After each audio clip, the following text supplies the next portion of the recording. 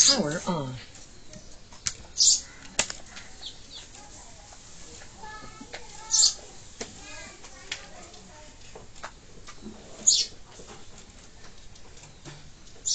मीठे बच्चे, ज्ञान है मक्खन, भक्ति है छाछ। बाप तुम्हें ज्ञान रूपी मक्खन देकर विश्व का मालिक बना देते हैं। इसलिए श्री कृष्ण के मुख में मक्खन दिखाते हैं।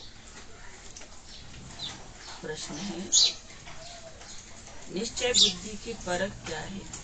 निश्चय के आधार पर क्या प्राप्ति होती है? उत्तर है, निश्चय बुद्धि बच्चे क्षमा पर फिदा होने वाले सच्चे परवाने होंगे, फेरी लगाने वाले नहीं।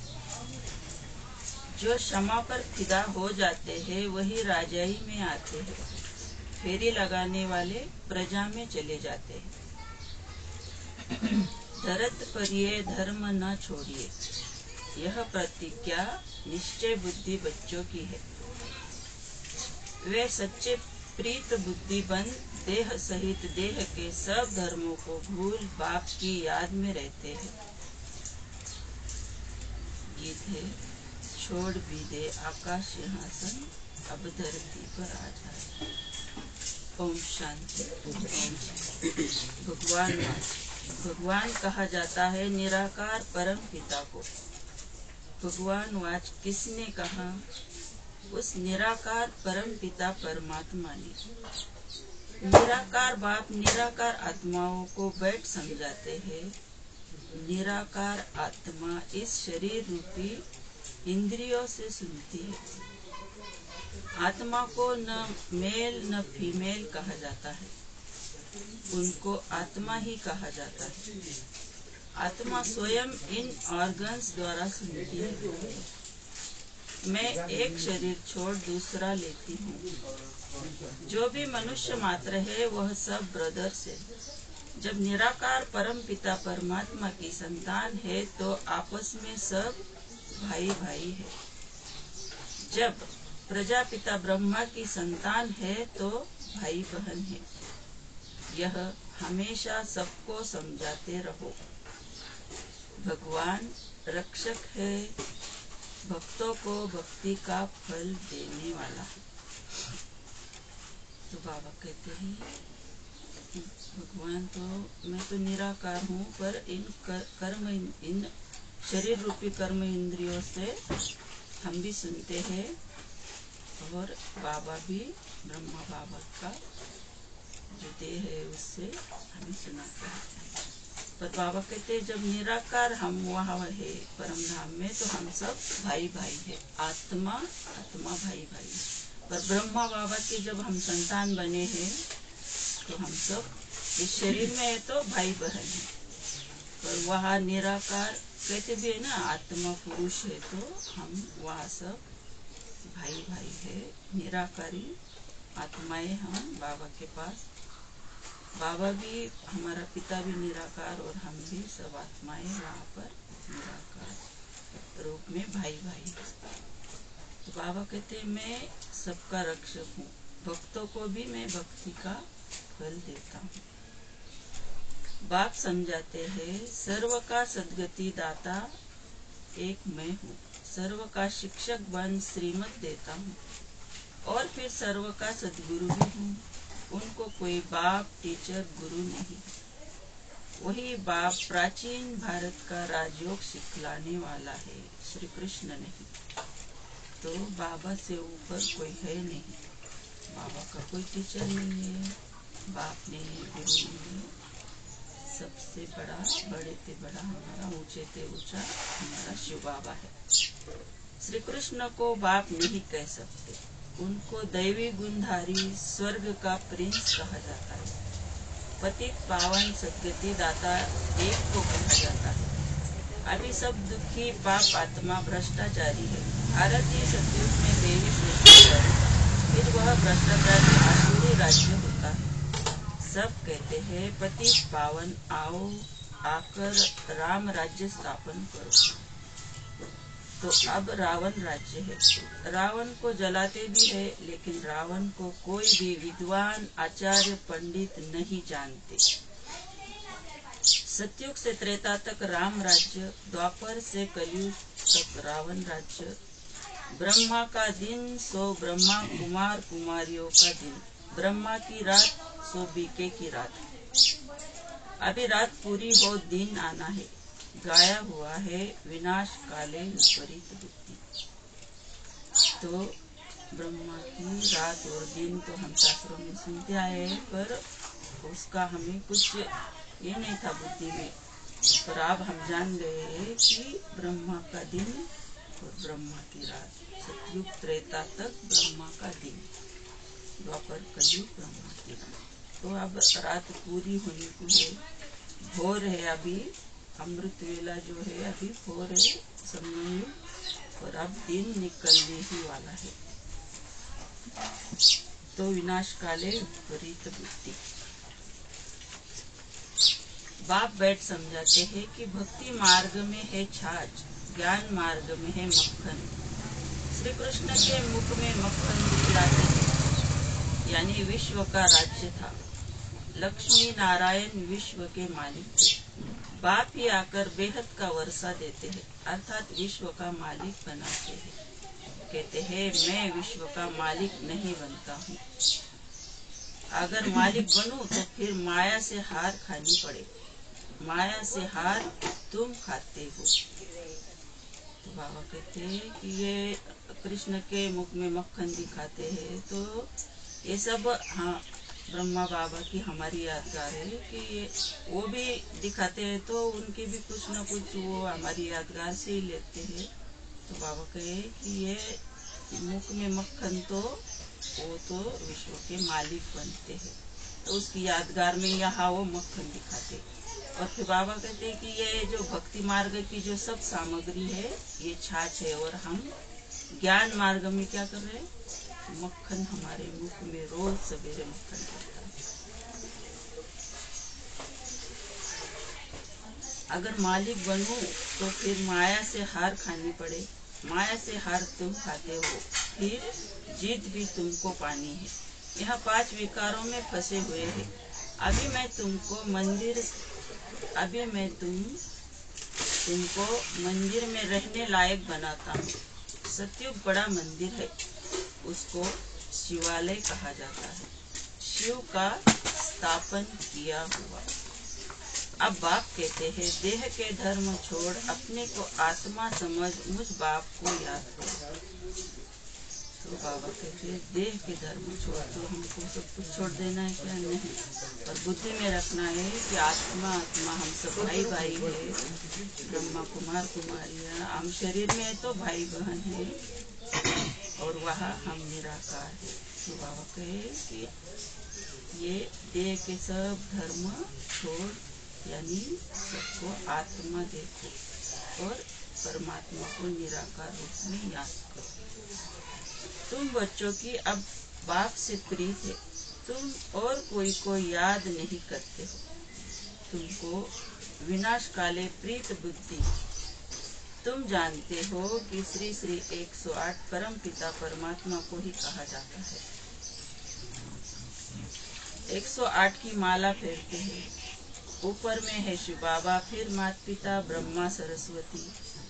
तो ये सब जो कर रहे हैं, हम भी करते थे भक्ति मार्ग में, ये इसमें कोई गलत नहीं कर रहे, ये सब हमारी यादगार है। संगम पर जो 100 वर्ष का जो ये रखा है बाबा ने संगम, इसमें सब ये सब लिख लिया है, तो उनकी यादगार में ये सब करते हैं। तो 108 की माला क्या है ये सब हम जानते हैं। रुद्राक्ष की माला गाई हुई है, उसको रुद्र यज्ञ भी कहा जाता है। बाबा कहते हैं ये रुद्र ज्ञान यज्ञ है, वह तो सब भक्ति मार्ग की सामग्री है। उन्होंने भक्ति मार्ग की सामग्री बैठ बनाई है। बाबा कहते हैं मैं इस प्रकृति का आधार लेता हूँ। बाबा क्या करे, प्रकृति का आधार यानी 5 तत्वों से ये बना हुआ ब्रह्मा बाबा का जो शरीर है, उसका आधार लेके बाबा ये ज्ञान सुनाते हैं। बाप समझाते हैं पहले अव्यभिचारी भक्ति है, फिर कलयुग अंत में पूरी व्यभिचारी बन जाती है। फिर बाप आकर भारत को मक्खन देते हैं, तुम विश्व के मालिक बनने लिए पढ़ रहे हो। बाप आकर मक्खन खिलाते हैं। रावण राज्य में है छाछ, छाछ शुरू हो जाती है, रावण राज्य में छाछ शुरू हो जाती है। और जब बाबा आते हैं तो हमें ज्ञान रूपी मक्खन हमको देते हैं। तो ये समझने की बातें हैं। नए बच्चों तो इन बातों को समझ न सके। परम पिता परमात्मा को ही ज्ञान का सागर कहा जाता है। बाप कहते हैं, मैं इस भक्ति मार्ग से किसी को भी नहीं मिलता हूँ। बाबा कितने राज रोज हमें बताता है। कुछ भी कर लो भक्ति मार्ग में, बाबा कहते हैं इसमें इससे मैं नहीं मिलता हूँ किसी को। मैं जब आता हूँ तभी आकर भक्तों को भक्ति का फल देता हूँ। अब ये क्या है कि बाबा हमने जो भक्ति की है उसका फल ज्ञान रूपी एक मक्खन से हमें भक्ति का फल दे रहा है। हमने बहुत भक्ति की है, इसलिए किसी को भी हमें इसमें नाम रखने की या उसकी जरूरत नहीं। हमने भक्ति शुरू की है तो बाबा अब हमें भक्ति का फल दे रहा है। दुख से छुड़ाकर सबको शांति धाम सुख धाम में ले जाता हूँ। निश्चय बुद्धि विजय, संशय बुद्धि विनश्यन्ति। बाप क्षमा है, उस पर परवाह नहीं। कोई तो एकदम फिदा हो जाते हैं, कोई फेरी पहनकर चले जाते, समझते कुछ नहीं है। फिदा होने वाले बच्चे जानते हैं बरोबर बेहद के बाप से बेहद का वर्षा मिलता है। जो सिर्फ फेरी पहनकर चले जाते हैं वह तो फिर प्रजा में ही नंबरवार आएंगे। तो बाबा कहते बाबा क्षमा है और हम सब परवाने बाबा के ऊपर फिदा हो जाते हैं। कोई बाबा कहे, कोई तो सिर्फ एक राउंड मारकर चले जाते हैं तो वो प्रजा में आ जाएंगे, वो भी नंबरवार। जो फिदा होते हैं वह वर्षा लेते नंबरवार पुरुषार्थ अनुसार। पुरुषार्थ से ही प्रारब्ध मिलती है।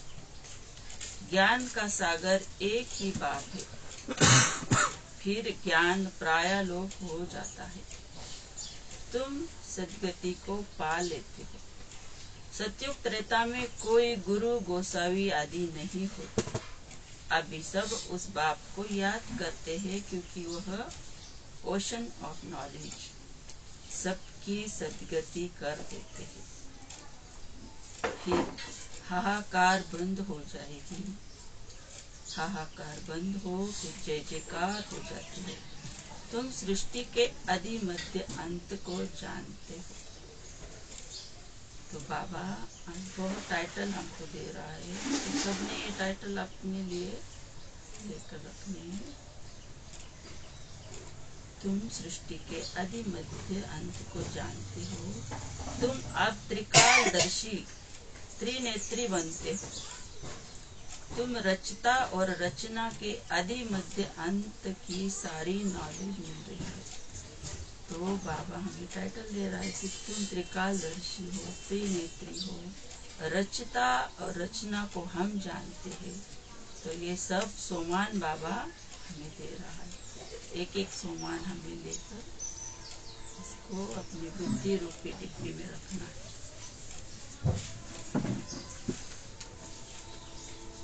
यह कोई दंत कथा नहीं है।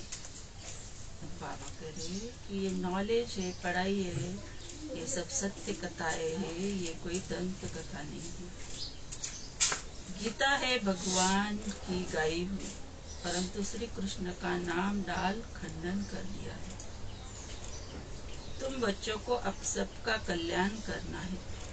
तुम हो शिव शक्ति सेना। और एक सोमान बाबा दे रहा, ये सोमान लेते जाओ अपने लिए। अभी तक कितने सोमान हुए? 5, 6, 7 सोमान तो हो गए। तुम हो शिव शक्ति सेना। वंदे मातरम गाया हुआ है। वंदना पवित्र की जाती है। कन्या पवित्र है तो सब उनकी वंदना करते हैं। कन्या पवित्र है तो सब उनकी वंदना करते, पूजा करते। ससुर घर गई और विकारी बनी तो सबको माथा टेकती रहती है। एक बार शादी हो गई और उधर गई तो फिर उसका कोई ये नहीं रहता और सबके उसको माथा टेकना पड़ता है। सारा मदार पवित्रता पर है। भारत पवित्र गृहस्थ आश्रम था, अभी अपवित्र गृहस्थ धर्म है। दुख ही दुख है। सतयुग में ऐसे नहीं होता। बाप बच्चों के लिए हथेली पर बहिष्ठ ले आते हैं। गृहस्थ व्यवहार में रहते बाप से जीवन मुक्ति का वर्षा ले सकते हैं। घर बार छोड़ने की कोई बात नहीं। सन्यासियों का निवृत्ति मार्ग अलग है। अब बाप से प्रतिज्ञा करते हैं, बाबा हम पवित्र बन पवित्र दुनिया के मालिक जरूर बनेंगे। फिर धरत पर ये धर्म न छोड़िए। 5 विकारों का दान दो तो माया का ग्रहण छूटे। तब 16 कला संपूर्ण बनेंगे। सतयुग में है 16 कला संपूर्ण निर्विकारी। अब श्रीमत पर चलकर फिर से ऐसा बना। तो कितने टाइटल बाबा ने इसमें दिए कि गृहस्थ में रह के तुम्हें कहीं जाने की जरूरत नहीं। सन्यासी तो वो तो भाग जाते हैं सब देखकर, पर क्या होता है उससे? कुछ उनके अंदर वो क्रोध आदि तो रहता है, सब कुछ रहता है। क्रोध तो बहुत ज्यादा रहता है, कुछ कहा तो क्रोधित हो जाते। तो बाबा कहते तुम यहाँ रह के जीवन मुक्ति का वर्षा ले सकते हो। और कन्याओं के लिए बाबा ने कहा कि कन्या तो बहुत पवित्र है, पर बाद में उनको माथा टेकना पड़ता है जाके। जितनी वो या पहले रहती है उतना थोड़ी वो रहता है, कुछ न कुछ सब आ जाते हैं रिश्ते नाते इसमें। भगवान है ही गरीब निवाज। साहूकार इस ज्ञान को उठा नहीं सकते, क्योंकि वह तो समझते हैं हमको धन आदि बहुत है, हम तो स्वर्ग में बैठे हैं, इसलिए अबलाए अहिल्याए ही ज्ञान लेती। तो जो साहूकार होते हैं उनके पास टाइम भी नहीं होता है और उनको लगता है कि क्या जाके बैठे क्या करे, इसको लेके हमारे पास तो बहुत सारा है। पर वो कोई वहाँ पे सुखी नहीं होते कितने भी बड़े हो। तो बाबा कहते हैं ये तो मैं भी गरीब निवास हूँ। बाबा कहते हैं विश्व का मालिक, तो हमें तो कितना निरहंकारी रह के बन के रहे। तो भारत तो गरीब है, उनमें भी जो गरीब साधारण है उन्हों को ही बाप अपना बनाते हैं। उन्हों की ही तकदीर में है। सुदामा का मिसाल गाया हुआ है ना। साहूकारों को समझने की फुर्सत नहीं। बाबा कहते साहूकारों को तो फुर्सत ही नहीं उनके पास, क्या करने वाले हैं पता नहीं। बाबा कहे तुम बहुत तकदीरवान हो। सुदामा के मिसाल हमारे महल, बाबा महल हमको देने वाले हैं, तो हम ऐसे नहीं आके बैठे, एक एक महल में हम रहेंगे, सब राजा है। इतना हमें वो ये होना चाहिए, नशा चढ़ना चाहिए। तो बाबा कहे कि ये साहूकारों को ये समझने की फुर्सत नहीं है। तो बाबा ये उदाहरण दे रहा है कि भारत के प्रथम राष्ट्रपति राजेंद्र प्रसाद, तो बाबा कहे उनके पास बच्चियां जाती थी, कहती थी बेहद के बाप को जानो तो तुम हीरे तुल्य बन जाएंगे। बाबा ये बड़े बड़े इनके पास सबको भेजता था, ये दीदियों को दादियों को। तो वो बाबा ने जाओगा तो चले जाते झट से। तो वो राष्ट्रपति के पास गई तो बाबा कहते हैं कि उनको कहो कि तुम बेहद के बाप को जानो तो तुम हीरे तुल्य बन जाएंगे।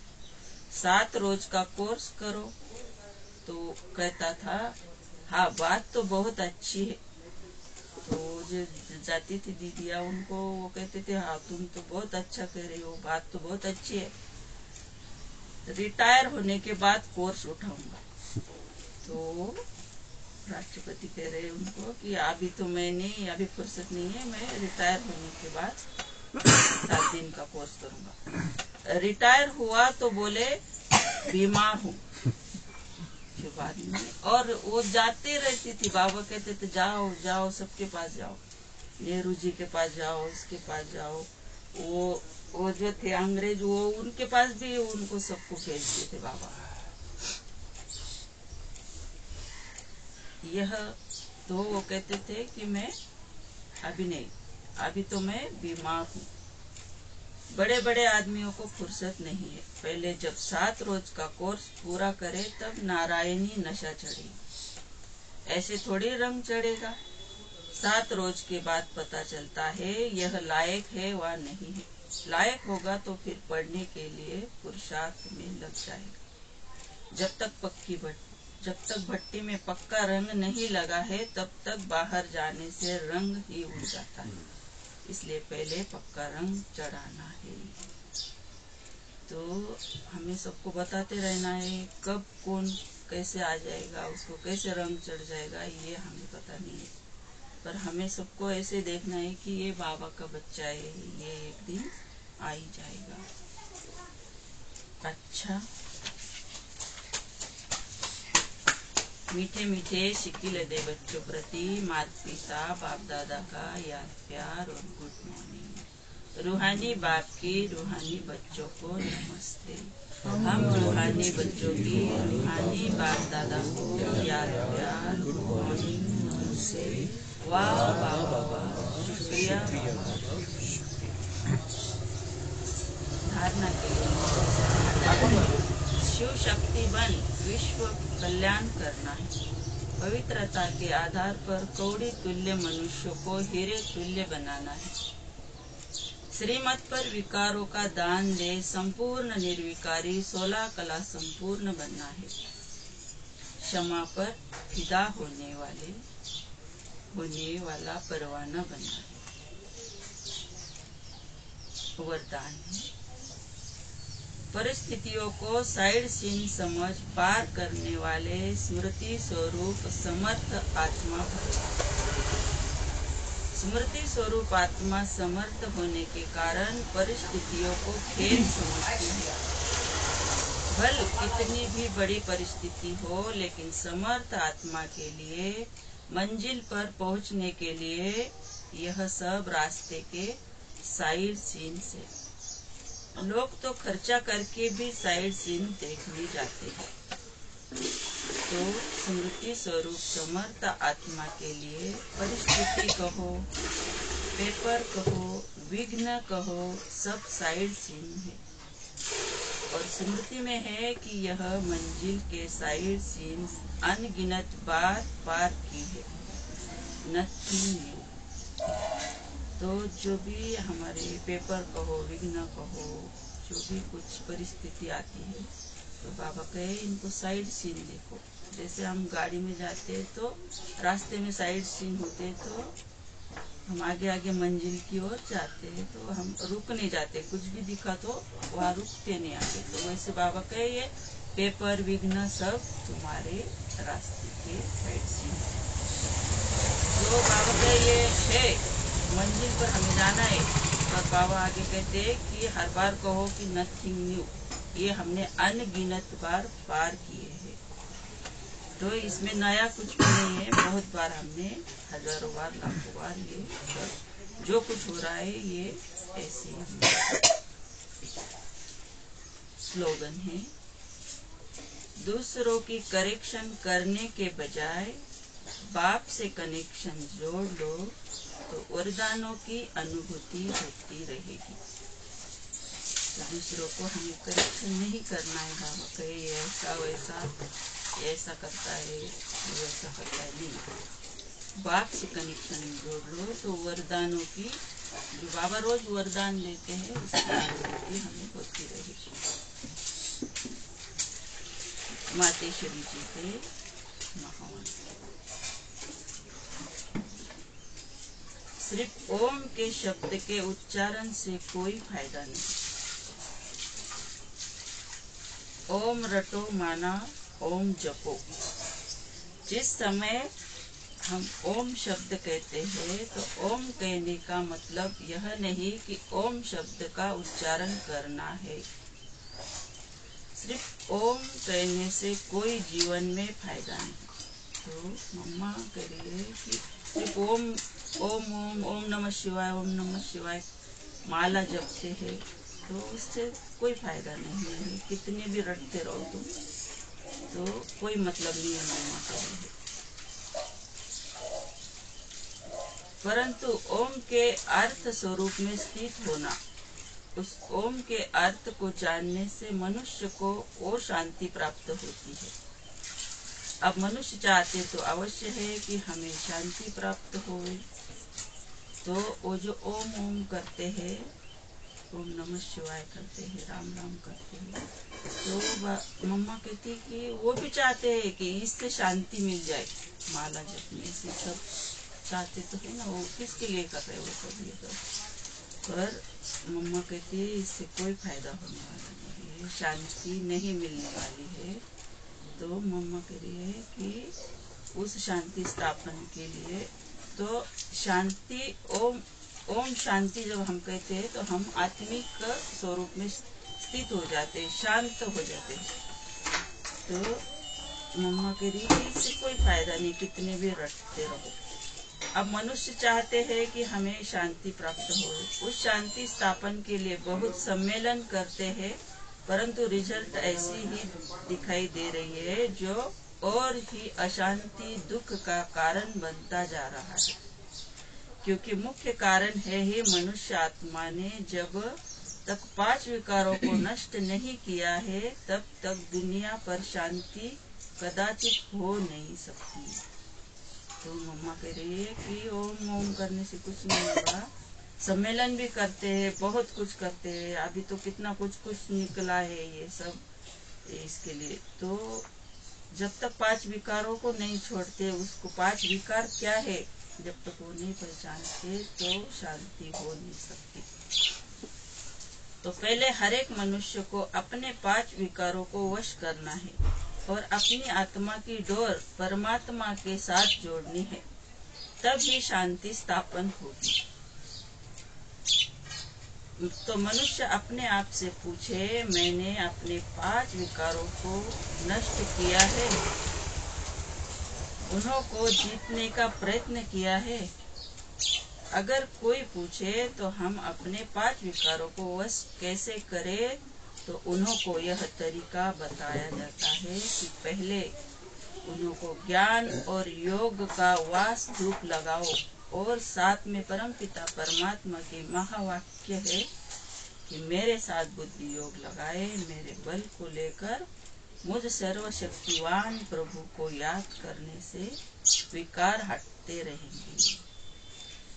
तो कोई अशांत दिखे तभी तो मम्मा कितना सहज करके हमें कह रही है कि उनको बताओ कि 5 विकार जब तक है, जब तक तुम शांति तुम्हें नहीं मिल सकती, तो तुम परमात्मा के साथ अपनी बुद्धि योग जोड़ो, तब तुम्हें शांति मिलेगी।